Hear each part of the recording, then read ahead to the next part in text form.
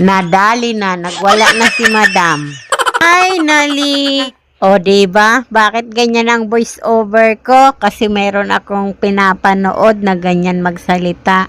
Ang cute niya, kaya ginaya ko na lang. Sana maging okay sa pandinig nyo. Kaya, ito nga, maliligo na sana ako. Pero biglang dumating talaga itong ice cream. Sad talaga kasi nung dumating siya, nakahiga ako. Sabi ko nga kay Mia, pahinga lang ako saglit, bantay ka muna ng tindahan kasi nga para makaligo ako. Bigla naman dumating si ice cream.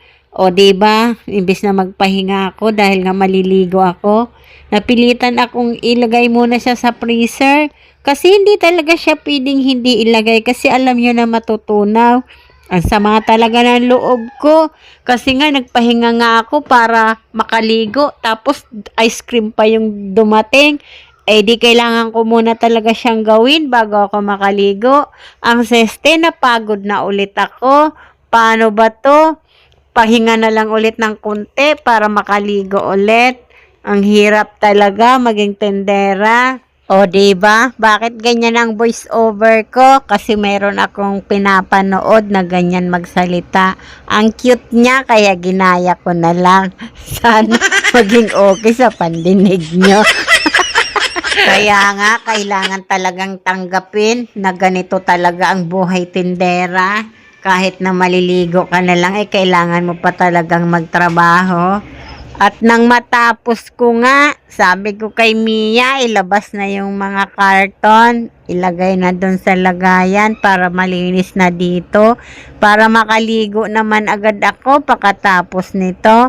Pero dahil nga sa mag 2:30 na, kailangan ko na talagang makaligo. Kasi ugali ko, kailangan 2:30 tapos na talaga ako maligo kasi nga nanonood na ako ng TV dahil 2:30 yung umpisa ng pinapanood ko. Kaya ayan, talaga namang nakakasama ng loob kasi malapit na mag 2:30. Di pa ako tapos maligo. Dahil dyan, ito nga at puno na naman ang aking ref. Ay, freezer pala. Pero tingnan nyo naman sa ilalim ay puno ng yelo. Ayan, siyempre may diskarte tayo dyan.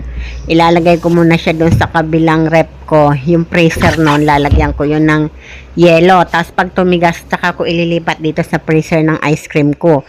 Kasi nga, para hindi matunaw yung ice cream. Kasi kung maglalagay ka dito sa ice cream natin ng mag-yellow pa lang or hindi pa matigas na yellow, ay matutunaw ang ating mga ice cream. Kaya ang ginagawa ko, yun nga, pinapatigas ko muna siya dito sa kabilang rep bago ko siya ilagay dito sa aking ice cream. Kaya ayan, ang dami kong stocks na yellow panghanda sa summer. Nadali na, nagwala na si Madam.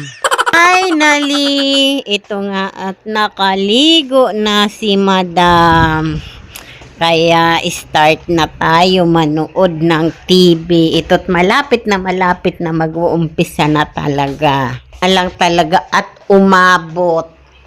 Umabot ang aking panunuorin sa pagtapos ng aking pagligo.